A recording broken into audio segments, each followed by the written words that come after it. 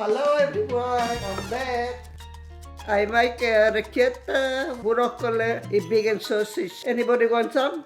I teach you and make. First, put the water for cooking the ricchetta. Now I cut the broccoli. I cut the stem, then you the broccoli. I cut the garlic, and now I cut the chili. I don't put too much because the sausage is too hot. Now I cut the sausage. Malo, your chicken balls. I put the pasta now, pinch of salt. Now I put the oil in the pan. I put the garlic and chili. I put the broccoli.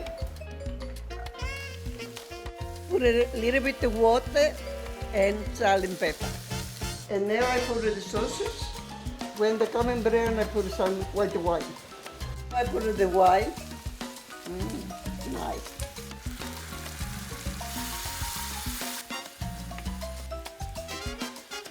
Water. And now I put some bit of parmesan.